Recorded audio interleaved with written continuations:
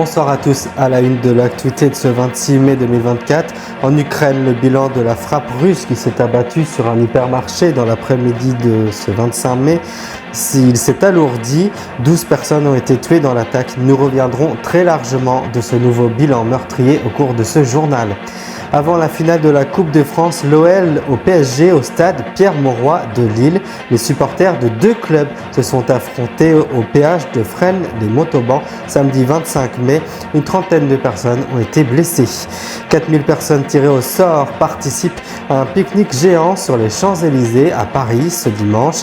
L'opération vise à redorer le blason de cet axe de la capitale. Et puis la visite du président de la République en Nouvelle-Calédonie n'a pas suffi à calmer les tensions. En cas d'échec, lors des négociations locales, Emmanuel Macron n'exclut pas un référendum national. Voilà pour les grandes lignes que nous allons retenir.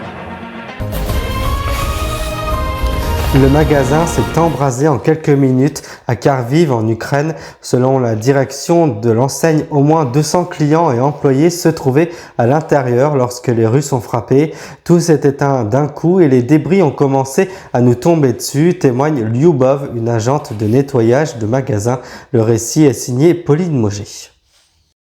Le magasin s'est embrasé en quelques minutes seulement. Un feu d'une telle intensité que le toit s'est effondré, laissant s'échapper ces épaisses colonnes de fumée. Selon la direction de l'enseigne, au moins 200 clients et employés se trouvaient à l'intérieur hier, lorsque les Russes ont frappé. Tout s'est éteint d'un coup et des débris ont commencé à nous tomber dessus. On s'est retrouvés dans le noir. Heureusement, grâce à la lampe de mon téléphone, j'ai pu trouver une porte de sortie. Devant nous, tout brûlait déjà. 12 personnes ont péri, 16 sont portées disparues. Après des heures de lutte contre les flammes, l'incendie est désormais contenu et les recherches dans les décombres vont pouvoir commencer. Mais le magasin est immense, plus de 10 000 mètres carrés de bricolage et d'ameublement. Les autorités russes affirment avoir ainsi détruit un entrepôt militaire ainsi qu'un poste de commandement de l'ennemi ukrainien. Un nouveau coup dur pour Kharkiv, la deuxième ville du pays où les missiles ne cessent de frapper les immeubles, les commerces, comme ce quartier résidentiel entièrement soufflé lui aussi hier, blessant 18 personnes. Les Russes ne se rendent pas compte du mal qu'ils font au peuple ukrainien, aux enfants, aux personnes âgées. Ils ne ressentent rien. Ils en parlent même en souriant. Dans ses condoléances, le président ukrainien a qualifié ces raids de terroristes. Cette attaque est une nouvelle manifestation de la folie russe. Il n'y a pas d'autre façon de dire les choses.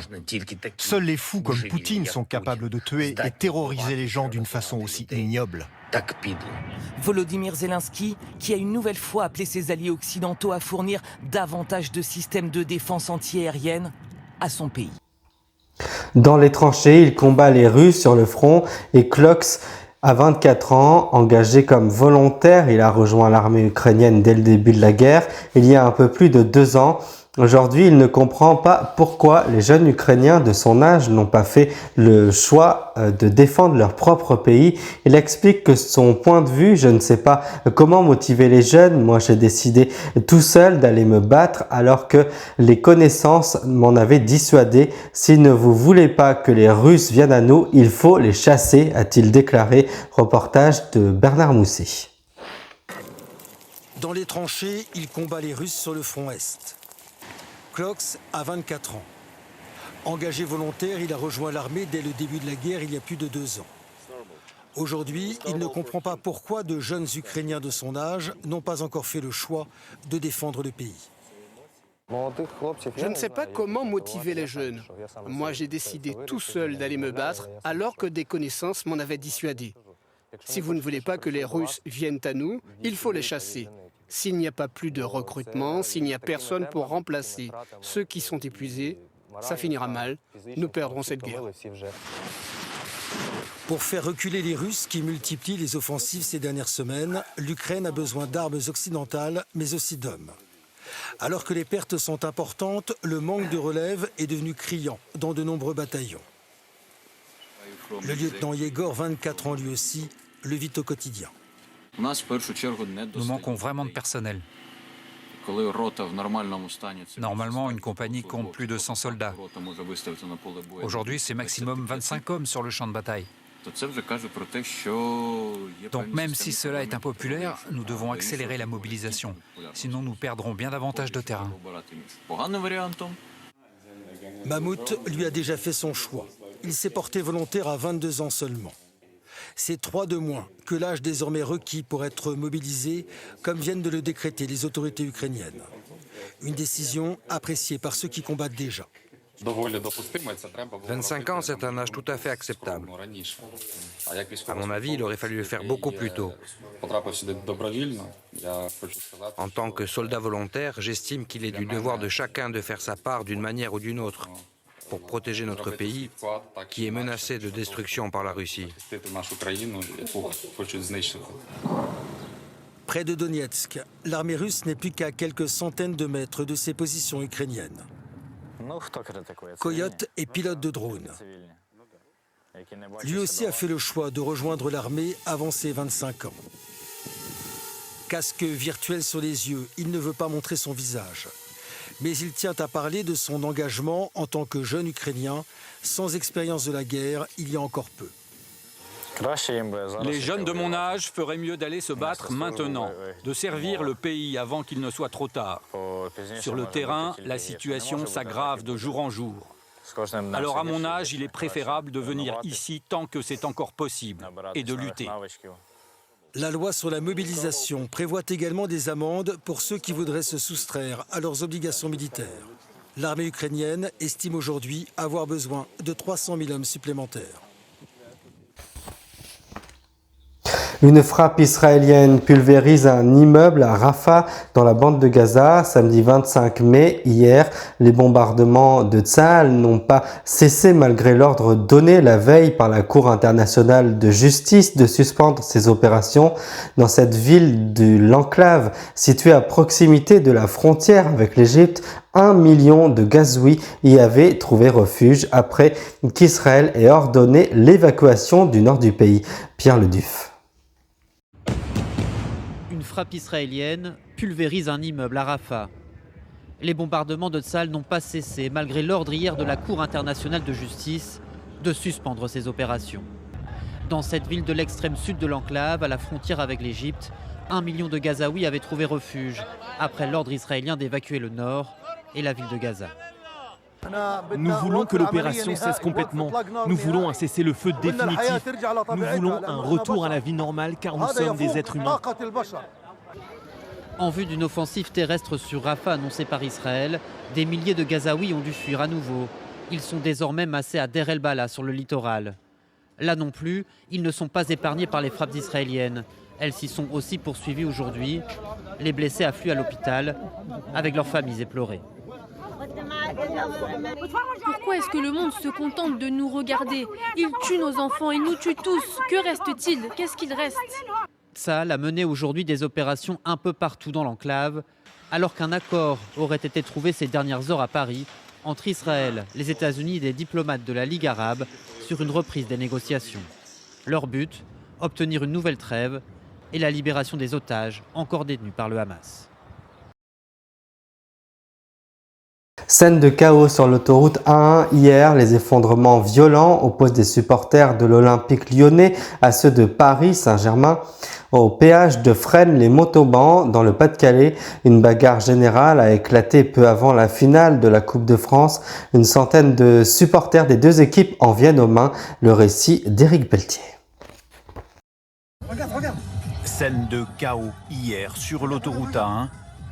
Des affrontements violents opposent supporters de l'Olympique lyonnais et du Paris Saint-Germain.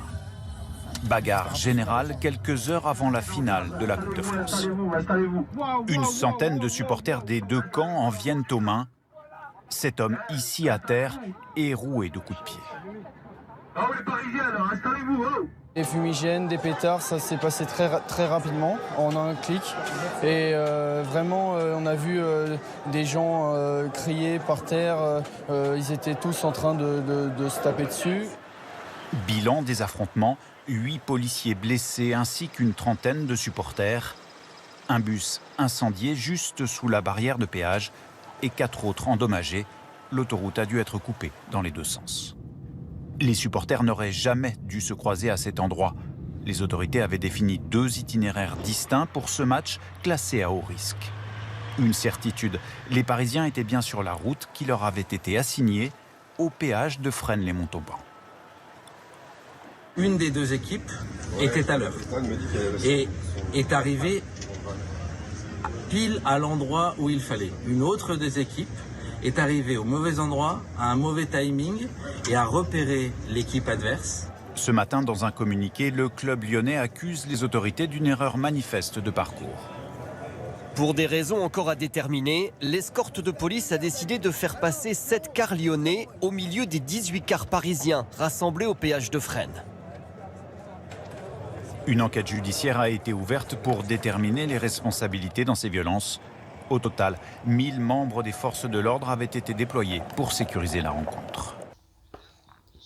Une nappe en Vichy de 216 mètres de long a été déployée au pied de l'Arc de Triomphe ce dimanche. 4000 paniers de pique-nique gratuits ont été confectionnés sur place dans la matinée par les commerçants du quartier qui ont chacun ajouté une touche personnelle. 2 paquets de chips, 2 gobelets, 2 livres de recettes, des desserts, etc. Énumère Inès Guéry, l'employée de la boulangerie Louise. Françoise Bouquilla les a rencontrés.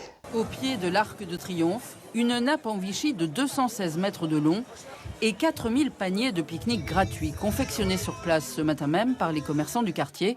Chacun y ajoute une petite touche personnelle. 2 paquets de chips, 2 gobelets, on a 2 livres de recettes, comme ceci, 2 desserts. On a un feuilleté aux pommes qui est préparé sur place et un moelleux au chocolat. Un pique-nique géant sur la plus belle avenue du monde, ça se mérite. 273 000 personnes s'étaient inscrites pour le tirage au sort, chacun pouvant convier 6 proches à déjeuner. C'est quelque chose d'un peu historique, je trouve, et voilà, c'est aussi l'occasion où on est tous les 6, donc un bon moment. Là, on a tomates, on doit avoir du blanc de poulet, des petits copeaux de parmesan. On a plusieurs saveurs. On a aussi avec de la rosette, donc c'est assez varié. C'est un privilège aussi de profiter d'un loisir pareil. Un événement festif et bon enfant, destiné aussi à inciter les Parisiens à revenir sur les champs, peu à peu délaissés ces dernières années, au profit des touristes. La visite surprise du président de la République en Nouvelle-Calédonie n'a pas eu l'effet escompté. Dans l'avion retour de Nouméa en Nouvelle-Calédonie, Emmanuel Macron appelle de nouveau au calme et brandit une nouvelle carte. Je peux aller à tout moment au référendum puisqu'il y a un vote conforme des 2 assemblées, a-t-il déclaré. Reportage de Daniel Schlinger sur place. Sa visite surprise n'a pas eu l'effet escompté. Alors dans l'avion retour de Nouméa, Emmanuel Macron appelle de nouveau au calme et brandit une nouvelle carte. Je peux aller à tout moment au référendum, puisqu'il y a un vote conforme des 2 assemblées. Un référendum national pour trancher sur la question du corps électoral en Nouvelle-Calédonie. Aujourd'hui à Nouméa, c'est une sorte de trêve du dimanche, mais sur la plage, l'idée du président laisse plutôt sceptique. Si c'est ici, à la limite, en France, qu'est-ce qu'ils savent de la Calédonie? Ça sert à rien, un référendum national.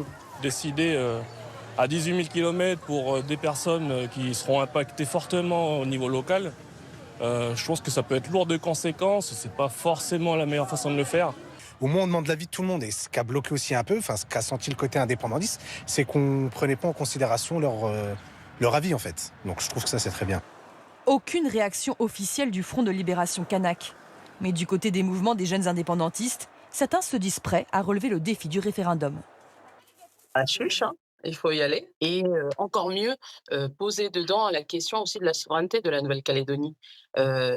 C'est pour ça, c'est en cela que c'est intéressant, pour nous en tout cas, parce que c'est une façon pour la France d'accompagner la décolonisation de notre pays comme elle l'a colonisé tout simplement. Emmanuel Macron a en revanche catégoriquement exclu de revenir sur les 3 référendums d'autodétermination qui ont tous abouti au non à l'indépendance. Et un peu plus de douceur, des plaines verdoyantes surplomb par des châteaux et empruntées par des vélos avec les Pyrénées en toile de fond, non loin des routes mythiques souvent traversées par les coureurs du Tour de France. Les cyclistes ont décidé de découvrir des chemins plus reculés de l'Ariège. Ils doivent parcourir 200 mètres de dénivelé avant la récompense au bout du chemin. Un panorama sur toute la vallée, reportage surprise et secret signé Marie Justet. plaine verdoyante, surplombée par des châteaux, empruntée par des vélos et avec les Pyrénées en toile de fond. Cette semaine, le Trésor en week-end vous emmène en Ariège. Non loin des routes mythiques souvent empruntées par le Tour de France, ces cyclistes ont décidé de découvrir des chemins plus reculés. Manette droite, frein arrière, manette gauche, frein avant. Allez, on s'en va pour une petite randonnée sur la piste forestière. Allez, c'est parti, on y va. Allez, go! 200 mètres de dénivelé avant la récompense au bout du chemin. Un panorama sur toute la vallée. Allez, on va s'arrêter sur ce joli point de vue là. Donc là, on domine la vallée de la Haute-Ariège. Face à nous, c'est le massif du Quié de Sensat, qui est connu mondialement pour ses voies d'escalade. Ces deux amis ariégeois découvrent ce sentier pour la première fois. Ces sorties-là permettent de voir l'Ariège d'une manière différente, plus en hauteur et vraiment dans la nature complètement. Donc c'est ça qui est agréable aussi, quoi. Une balade sans grand effort physique grâce à l'assistance électrique des vélos, l'un des moyens de locomotion préférés dans la région. L'Ariège est une terre de vélo, oui, effectivement. On a un territoire qui est approprié, on a de magnifiques cols, plein de petites routes qui permet aux cyclistes de prendre énormément de plaisir dans un cadre somptueux. Terre de vélo et de châteaux. Retour 600 ans en arrière, à l'époque médiévale, avec ses passionnés bien équipés, de la tête aux pieds. Mon armure, c'est une armure anglaise. C'est pas vous qui l'avez faite, l'armure? L'armure, non. C'est Georges. Forcément, un truc de cette qualité, c'est pas moi. Sa passion à Georges Joliot, c'est surtout sa forge. Il exerce un métier rare, batteur d'armure. Ils ne sont plus que 3 en France à faire vivre ce savoir-faire ancestral. Il y a un côté tailleur pour homme, mais dans du métal. On arrive peut-être même plus qu'avec un costume à reformuler la silhouette de quelqu'un. Et puis en même temps, il y a un lien avec le côté historique qui est sympa, quoi. Au-delà de son atelier, le grand public peut découvrir ses armures dans certains musées de la région. Pour avoir son propre exemplaire, c'est 2 mois de travail. Facture pour le client 12 000 €, un tarif loin de refroidir les passionnés. Le carnet de commandes est plein. J'ai à peu près 1 an et demi à 2 ans de boulot devant moi, donc oui, ça occupe bien. En majorité pour l'armurier, des demandes de particuliers, mais il y en a des plus inattendues. Une grande marque de luxe qui m'a commandé une armure complète et ensuite une série de gantelets pour les commandes VIP. C'est complètement improbable, oui, mais comme quoi tout arrive. Continuons en chanson. À 40 km de là, ici en Ariège, il y a le Mia. Il se danse. Tu laisses la chauffe, Laurent? Mais surtout, se mange. Et la recette est simple. Il y a l'eau, le lait, la graisse, le sel. Et là, on vient de mettre la farine de maïs, c'est tout. C'est rustique, hein. À la fin de la cuisson, du rhum, du sucre et de la vanille sont rajoutés pour donner plus de goût à ce gâteau qui date de l'Antiquité. Ça fait la perle, là, regardez, oh, qu'il est beau. À l'époque, quand ils fabriquaient, c'était tout simplement pour utiliser le maïs de l'exploitation pour faire un dessert. Donc c'est quelque chose de tout à fait simple. Laissons les gâteaux reposer au frigo pendant toute une nuit. À la fin, voici le résultat. Aujourd'hui, il est à la carte de ce chef ariégeois. Alors le mias du moulin gourmand que j'ai pré-taillé, et on va le faire colorer doucement sur chaque face. Pour le cuisiner, voici une idée. Je jette mes cerises dedans, c'est à la portée de tout le monde. Peut-être pas ce geste-là, mais après on peut le remuer avec une spatule. Faites ensuite revenir à la poêle le Mia avec du beurre. Ajoutez un peu de sucre, faites flamber, puis assemblez le tout avec un peu de chantilly et le tour est joué. Alors ce sont les 2 miettes du moulin gourmand avec des cerises sautées au saumon et chantilly. Dessert 100% validé pour ces ariégeois. On trouve ça qu'ici, quoi.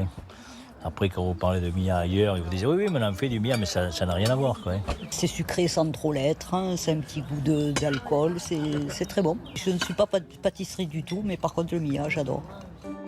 L'Ariège, une petite zone des Pyrénées qui séduit de plus en plus. L'an passé, le département a accueilli 2 millions de touristes, soit plus qu'en 2022. Et avant de nous quitter, en Ukraine, le bilan de la frappe russe qui s'est abattue sur un hypermarché dans l'après-midi de samedi 25 mai à Kharkiv s'est alourdi aujourd'hui. 12 personnes ont été tuées dans l'attaque. C'est ainsi que s'achève cette édition. Merci de l'avoir suivi. Je vous retrouve le week-end prochain pour de nouvelles informations. Je vous souhaite une très belle soirée donc. Et merci, je vous souhaite une très belle semaine et un très bon dimanche.